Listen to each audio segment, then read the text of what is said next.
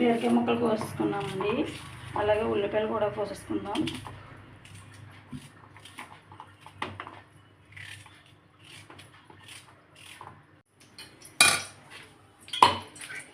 Oil ఇటు ఎక్కువైందండి.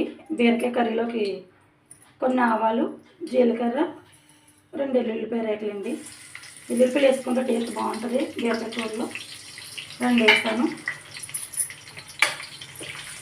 వేసేసుకుని అలాగే పచ్చిమిర్చి, ఉల్లిపాయ, టమాటో, కొత్తిమీర, కరివేపాకు మొత్తం అన్నీ ఒకసారి వేసేద్దాం.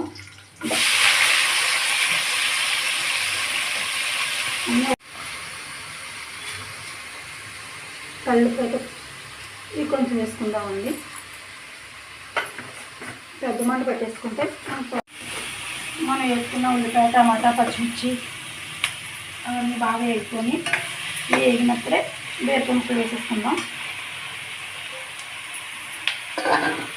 వేసేసుకుని ఒకసారి కలిపేసుకుని ఇలా కలిపేసుకున్న తర్వాత కారం, పసుపు వేసేద్దాం. వేసేసుకుని ఇంకొకసారి కలిపేసుకుని మూత పెట్టేసుకోవడమేనండి. ఇలా చక్కగా కలిపేసుకుంటే మనకి బీరకాయలు అన్నీ బాగా మగ్గుతాయి. ఇలా మూత పెట్టేసుకుందాం కాసేపు. మనకి బీరకాయ అయితే చక్కగా మగ్గిపోయిందండి. 1 గ్లాసులు వాటర్ వేసుకుందాం. అంటే గ్లాసులు అంటే మరీ గ్లాసులు కాదండి, ఓ సగం. ఇప్పుడు ఒక్కసారి కలిపేసుకుని ఇంకొకసారి మూత పెట్టేసుకుంటే మనకి అయిపోద్దండి.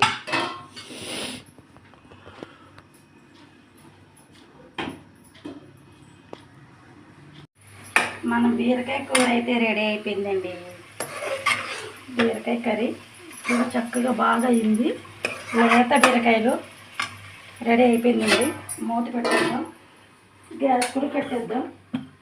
అలాగే మీకు ఒకటి చూపిస్తాను వచ్చేయండి.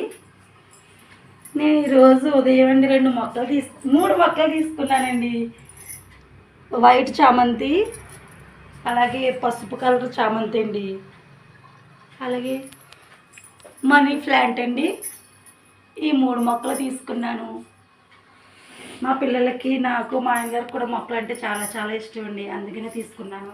ఉదయం వచ్చేయాలండి మొక్కలు అయినా, అందుకని తీసుకున్నాను. అలాగే నా వీడియోకి ఒక లైక్, సబ్స్క్రైబ్ అయితే చేసుకోండి. బాయ్.